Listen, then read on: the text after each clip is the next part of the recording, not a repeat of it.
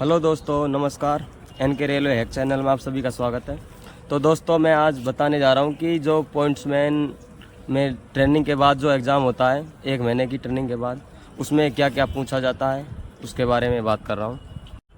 तो बात करते हैं जो सबसे इम्पोर्टेंट टॉपिक्स हैं। तो उनमें सबसे इम्पोर्टेंट टॉपिक है एक तो हमारा संटिंग, जो कि संटिंग कार्य किया जाता है पॉइंट्समैन के द्वारा।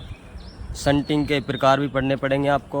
संटिंग में क्या क्या सावधानियां रखी जाती हैं, उसके अलावा हमको लोड स्टेबल कैसे किया जाता है, लोड स्टेबल करते समय क्या क्या सावधानी रखी जाती है, और लोड को क्लियर कैसे किया जाता है।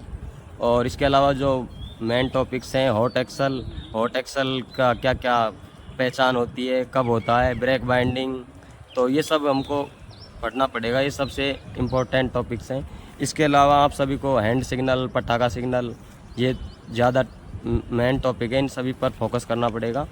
इसके अलावा हमको पढ़ना पड़ेगा मेनली जो कि भाई स्टेशन के प्रकार हैं, कितने प्रकार हैं स्टेशन के, जैसे 3-4 प्रकार है, वो सारे पढ़ लेना।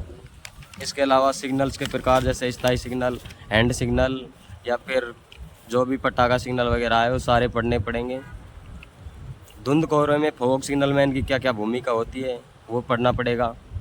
फॉग सिग्नलमैन क्या क्या करता है। इसके अलावा SLV बोर्ड, BSLV बोर्ड, ये सभी पढ़ना पड़ेगा। इसके अलावा हमको आगमन सिग्नल और प्रस्थान सिग्नल में खराबी के बाद गाड़ी का संचालन किस प्रकार किया जाता है, तो ये सभी पढ़ना पड़ेगा। B क्लास स्टेशन पर लाइन क्लियर देने की क्या क्या शर्तें होती हैं, इस पर मेनली फोकस करना पड़ेगा।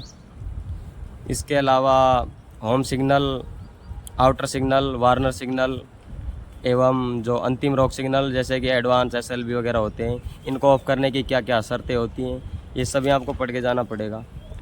उसके अलावा जो B क्लास स्टेशन होता है उस पर लाइन क्लियर देने के लिए क्या क्या शर्तें होती हैं, वो सभी पढ़नी पड़ेंगी। इसके अलावा जो अवरुद्ध लाइन होती है या फिर बिना सिग्नल वाली लाइन होती है, उस पर गाड़ियों का संचालन किस प्रकार किया जाता है, इसके बारे में भी पढ़ना पड़ेगा। इसके अलावा इंजन सिटी कोड और जो बिलो के अंतर में बेल कोड होता है, वो सभी थोड़ा थोड़ा करके पढ़ना पड़ेगा आपको। और लास्ट में आता है एक टॉपिक छोटा सा, मेन दुर्घटना किस प्रकार होती है, कितनी प्रकार की होती हैं, इस सब में थोड़ा थोड़ा क्वेश्चन आता है, तो इनके बारे में भी पढ़ के जाना पड़ेगा। मेनली हमको जो फोकस करना है वो होगा हमारा संटिंग किस प्रकार की जाती है, संटिंग में क्या क्या सावधानी रखी जाती है, या फिर हॉट एक्सल, ब्रेक बाइंडिंग, या फिर फ्लैट टायर हो जाते हैं तो क्या क्या सावधानी बरती जाती है, क्या संकेत दिए जाते हैं, और ब्रेक बाइंडिंग, इनके बारे में मेनली हमको फोकस करना है। बाकी पढ़ना तो सब कुछ ही पड़ेगा मोटा मोटी।